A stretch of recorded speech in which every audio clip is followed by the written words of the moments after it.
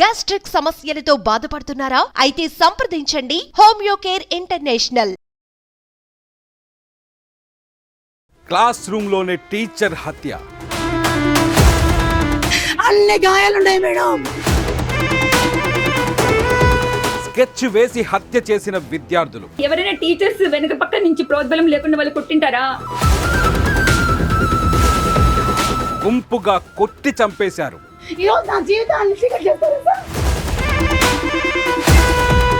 పిల్లలా వీళ్ళు హంతకుల? పూర్తి టీచర్లు తర్వాత ఆ పిల్లలు వాళ్ళే పూర్తి బాధ్యత. మీ పిల్లలు ఇలానే ఉన్నారా? Welcome to Suman TV. నేను మీ సుమంటి వినాగ్. రాయచోటి. సో అక్కడ స్కూల్లో జరిగినటువంటి ఒక ఇన్సిడెంట్ ఒక టీచర్ ప్రాణాలు కోల్పోయేలా చేసిందే. దానికి సంబంధించినటువంటి వాటిలో కనుక మనం చూస్తే పూర్తిగా నిజాలేంటి, ఏం జరిగింది, పోలీసులు ఏం చెప్తున్నారు, విద్యాశాఖ ఏం చెప్తుంది అనేది ఈరోజు మనతో పాటు హైకోర్టు అడ్వకేట్ రవీంద్రనాథ్ గారు ఉన్నారు. అది వారి మాటలను తెలుసుకుందాం. Hello sir. హాయ్ అండి నాగరాజ్ గారు. సార్, జస్టిస్ ఫర్ టీచర్ అనేటువంటి విషయాన్ని ప్రతి ఒక్కరు ఇవాళ సోషల్ మీడియాలో ట్రెండ్ చేస్తున్నారు దాన్ని. ఎందుకంటే రాయచోటిలో జరిగినటువంటి ఇన్సిడెంట్ అలాంటిది. స్కూల్ పిల్లలు ఒక టీచర్ని చంపుతారు అనుకునేటువంటి ప్రధాన ఆరోపణ అయితే వస్తోంది. దానికి సంబంధించింది అయితే పోలీసులు కూడా కొంత మాట్లాడటం కూడా జరిగింది. అండ్ టీచర్ తాలూకు మిస్సెస్ ఎవరైతే ఉన్నారో ఆవిడ మాట్లాడటం కూడా జరిగింది, చెప్పటం జరిగింది, పలానా వాళ్ళ వల్ల అని చెప్పి వీడియో చూసినా మనకు అర్థమవుతుంది. ఓవరాల్గా జరిగిన ఇన్సిడెంట్ ఏంటి సార్ అసలు ఇది? 4వ తేదీ రాయచోటి ఉర్దూ ఉన్నత పాఠశాల ఇక్కడ జరిగిన సంఘటన. మధ్యాహ్నం 3:30-4 గంటల ఆ ప్రాంతంలో స్టూడెంట్స్ అందరూ కూడా ఈ మాస్టర్ అక్కడ లెసన్స్ చెప్తున్నారు. ముఖ్యంగా ఇజాజ్ అనేటువంటి ఒక సైన్స్ మాస్టారు 9th క్లాస్ పక్కన ఉన్నటువంటి క్లాస్ రూమ్ పక్కన వేరే క్లాసెస్ చెప్తున్నారు. అయితే క్లాస్ రూమ్లో పాఠాలు చెప్తున్న సందర్భంలో పక్కన ఉన్నటువంటి కొంతమంది విద్యార్థుల ఘర్షణ పడుతుంటే ఆ విద్యార్థుల ఘర్షణ పడుతుందని ఇక్కడ నాయిస్ అవుతుంది, మీరు ఇమీడియట్గా ఆపండి, నేను క్లాస్ చెప్పుకోవాలని చెప్పి బయటకు వచ్చి ఆ మాస్టర్ చెప్పడం. ఇమీడియట్గా ఆ మాస్టర్ గారు చెప్తుంటే అక్కడ ఆ ముగ్గురు విద్యార్థులు గొడవ పడుతున్నారని తెలిసింది. ఆ ముగ్గురు విద్యార్థులు కూడా కలిసి ఈ మాస్టర్ మీద మూకుమ్మడిగా దాడి చేశారు. ఆ దాడిలో ఆయన ప్రతిఘటించబోయిందంటే ఏం చేశాడు, ముగ్గురు కలిసి ఒకేసారి దాడి చేయడంతో ఆయన మీద పడి పిడిగుద్దులు గుద్దడం, మాస్టర్ పడిపోవడం, స్పృహ తప్పి పడిపోవడం, అపస్మారంకి వెళ్ళిపోవడం. ఇమ్మీడియట్గా స్టాఫ్ రూమ్లోకి తీసుకెళ్ళిన తర్వాత అక్కడ ఆయన హార్ట్ స్ట్రోక్ వచ్చింది. అక్కడి నుంచి హాస్పిటల్ తీసుకెళ్లిన మార్గ మధ్యలో చనిపోయారు. ఇది మనకు అందినట్టు వార్తా కథనం 4వ తేదీ జరిగిన సంఘటన సంబంధించి. దీని తర్వాత ఇమ్మీడియట్గా పోలీసులు ఇంట్రాగేషన్ చేసిన తర్వాత పోలీసులు ఇమ్మీడియట్గా సాయంత్రం 7:30 ఆ ప్రాంతంలో ఇక్కడికి వచ్చారు. డిఎస్పీ గారు, మనకి కృష్ణమోహన్ డిఎస్పీ గారు ఇచ్చినటువంటి నివేదిక ప్రకారం నిన్న ఆయన అందించిన సమాచారం మేరకు మనకు తెలిసింది ఏంటంటే మాస్టర్ గారు క్లాస్ రూమ్లో చనిపోలేదు, ఆయన మార్గ మధ్యలో చనిపోయారు అని ఒక మాట అయితే చెప్పడం జరిగింది. ఇది క్లాస్ రూమ్లో జరిగిన సంఘటన కాదు. ఏదేమైనప్పటికీ మేము విచారణ చేస్తున్నాం. సెక్షన్ 174C ప్రకారంగా మేము విచారణ చేస్తున్నాం. అనుమానాస్పద మృతిగా దాన్ని వాళ్ళు నోట్ చేసుకున్నారు. అనుమానాస్పద మృతి అంటే ఖచ్చితంగా స్టూడెంట్స్ చేశారనేది మాత్రం వాళ్ళు ఎక్కడ నమోదు చేయలేదు. అయినప్పటికీ కూడా స్టూడెంట్స్ని పిలిచారు. స్టూడెంట్స్ ఇప్పుడు వాళ్ళు పోలీస్ కస్టడీలో ఉన్నారు.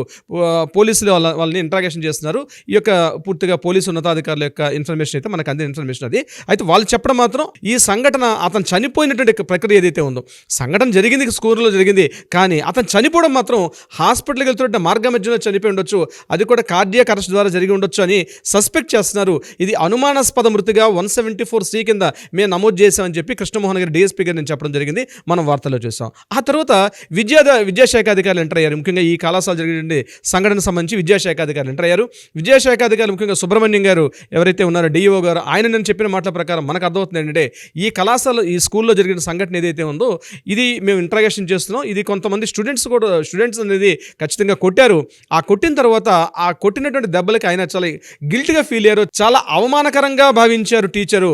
ఎందుకంటే స్టూడెంట్స్ కొట్టడం ఏంటి అన్న ఉద్దేశంతో ఒక మానసికంగా చాలా బాధపడిపోయి ఆయన అక్కడి నుంచి వెళ్తున్నటువంటి స్టాఫ్ రూమ్లో కూర్చొని ఒక్కసారి స్ట్రోక్ వచ్చింది, ఆ స్ట్రోక్తో పడిపోయారని చెప్పి సుబ్రహ్మణ్యం గారు చెప్పడం. బట్ ఇది కూడా కన్ఫర్మేషన్ కాదు, పోలీసులకు ఇంట్రాగేషన్ మాత్రమే ఫైనల్ విషయం తెలుస్తుంది. సార్ మీరు అలా చెప్తుంటే ఒక టీచర్కి అంత ఘోరవమానం స్టూడెంట్స్ చేస్తున్నారంటే చాలా బాధాకరం నిజంగా. ఎగ్జాక్ట్లీ. మీరు మాట్లాడుతూ ఉంటే నాకు సీన్ ఏం జరిగి ఉండొచ్చు అనేటువంటి దాని మీద ఇలా పిడిగుద్దులు గుద్దారు, దాంతోపాటు ఒక్కొక్క కడం పెట్టుకుని కుట్టారని చెప్పేసి రకరకాల కథనాలు వాటికి సంబంధించింది వస్తూ ఉన్నప్పుడు మీరు ఇలా మాట్లాడుతుంటేనే అవమానకరంగా ఉంటుంది సార్ ఎవరికైనా సరే.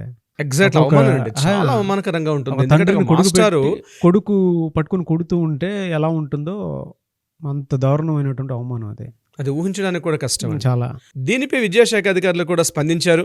ముఖ్యంగా హెచ్ఎంతో కూడా మాట్లాడడం జరిగింది. హెచ్ఎం అయినటువంటి అతను మాట్లాడుతున్న మాటలు ఏంటంటే ఆ జరిగిన సంఘటన జరిగింది నిజమే, బట్ ఆ స్టూడెంట్స్ ఎవరంటే వాళ్ళు కూడా అక్కడ అదే 9th క్లాస్ చదువుతున్నారు స్టూడెంట్స్ అందరూ కూడా. అందులో ఇద్దరు ట్విన్స్ ఉన్నారు. ఆ ట్విన్స్లో ఒక తమ్ముడు, అంటే ఇద్దరు అన్నదమ్ములు ఇద్దరుగా ఉన్నారు. ఆ తమ్ముడిని ఇంతకుముందు అంటే ఒక 2 days బ్యాక్ అదే తరగతి గదిలో కొంత మందలించడం జరిగింది. సరిగ్గా చదవట్లేదు, క్లాస్కి సరిగ్గా అటెండ్ కావట్లేదు అని చెప్పి మందలించాడు ఆయన మాస్టర్గా చెప్పడంతో అది కక్ష కట్టుకున్నటువంటి విద్యార్థి మరలా నెక్స్ట్ డే వచ్చినప్పుడు, అంటే యాక్చువల్గా ఆ రోజు కొట్టాలని కట్టలేదు కానీ కొన్ని మీడియా కథనాల ప్రకారం ఒక ప్రీ ప్లాన్డ్గా చేశారంటున్నారు. కానీ ప్రీ ప్లాన్డ్ కాదు.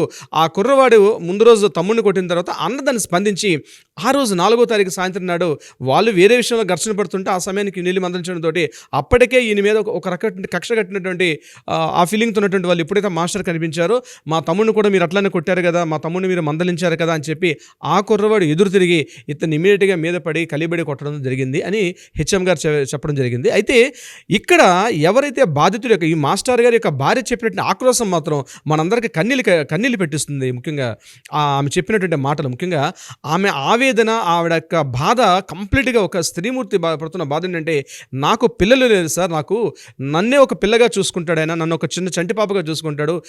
ఆయన వయసు సుమారుగా ఇప్పుడు 40 ఏళ్ళు, మా మ్యారేజ్ చాలా సంవత్సరాలు అయింది, కానీ మాకు పిల్లలు పుట్టుకుపోవడం వల్ల నాకు హస్బెండ్ అయినా, నాకు బ్రదర్ అయినా, నాకు కొడుకైనా కూతురుగా నన్ను అంత బాగా మా ఇద్దరు అన్యోన్య దాంపత్యం ఉంటుంది. ఆయనకి ఎటువంటి ఆరోగ్య సమస్యలు లేవు, ప్రధానంగా ఆయనకి ఎటువంటి హెల్త్ సమస్యలు లేవు. ఏ రోజు కూడా ఒక జలుబు అని, ఒక ఫీవర్ అని కూడా ఏ రోజు హెల్దీ పర్సన్ అయినా. ఈరోజు కంప్లీట్గా పోలీసులు, స్టూడెంట్స్, అక్కడ క్లాస్లో ఉన్న మాస్టర్స్ అందరూ కూడా వక్రీకరిస్తున్నారు పూర్తిగా. అది కార్డియాక్ అరెస్ట్గా చిత్రీకరిస్తున్నారు. కానీ జరిగిన సంఘటన అది కాదు. ఇంతకు ముందు కూడా 2 days బ్యాక్ ఇదే స్టూడెంట్స్ తోటి చాలా ఘర్షణాత్మక వాతావరణం జరిగింది. అయితే ఈ రోజు జరిగిన దీనికి డైరెక్ట్గా వెళ్ళి ఆయన ఆయన వేసుకుంటుంటే కళ్ళద్దాలు కూడా పగిలిపోయేటట్టు విధంగా అంత గట్టిగా ఎప్పుడైతే కొట్టారో అది తెలియకుండా ఆయన మీద హార్ట్ స్ట్రోక్ వచ్చి ఉండొచ్చు. కానీ బట్ జరిగిన సంఘటన మాత్రం ఆయన అంతగా ఆయన చనిపోయేటంత వరకు ఆయన కొట్టడం జరిగింది. అంత భయంకరంగా వాళ్ళు ప్రవర్తించారు పిల్లలని చెప్పి ఆ తల్లి ఆక్రోశిస్తున్నటువంటి ఏదైతే ఆవేదన ఉందో మీడియా ముఖంగా నిజంగా మనందరికీ కంటతడి పెట్టించండి. ధర్నా చేస్తున్నారు న్యాయం కోసం అని చెప్పి ప్రతి టీచర్ కూడా ఇటువంటి ఇన్సిడెంట్స్ మీద బలంగా స్పందించాలి. అవసరం ఉంది కూడా. వాళ్ళ పిల్లలు టీచర్స్ మీద వెళ్ళటం అనేది అవమానం సార్. అదే నాగరాజ్ గారు డిగ్రీ చేస్తారు, ఒక టీచర్ ట్రైనింగ్ చేస్తారు, బీడీ చదువుతారు. ముఖ్యంగా గవర్నమెంట్ ఉపాధ్యాయుల సంగతి నేను చెప్తున్నాను. బీడీ చేస్తారు, ఒక ట్రైనింగ్ తీసుకుంటారు. స్టూడెంట్స్ యొక్క మానసిక విశ్లేషణ, స్టూడెంట్స్ని ఎట్లా ఎడ్యుకేట్ చేయాలని చెప్పి ఒక 2 సంవత్సరాల పాటు పూర్తిగా ట్రైన్ అయ్యి వచ్చినటువంటి పర్సన్స్ వాళ్ళు. ఏదో మామూలుగా ఏదో పాస్ చేసి ఏదో చిన్న ఎగ్జామ్ రాసి వచ్చేటువంటి పరిస్థితి కాదు. ఏదైనా అది ఉర్దూ మీడియం అయినా, తెలుగు మీడియం అయినా, ముఖ్యంగా ఉర్దూ మీడియంలో ఇంగ్లీష్ మీడియం ఉంది, ఉర్దూ మీడియం ఉంది. వీళ్ళ మిసెస్ కూడా ఒక తెలుగు టీచర్, ఆవిడ కూడా she also working in same high స్కూల్లో. ఆవిడ కూడా ప్రాథమికోన్నత పాఠశాల, ఆవిడ కూడా ఒక తెలుగు టీచర్గా పనిచేస్తున్నారు.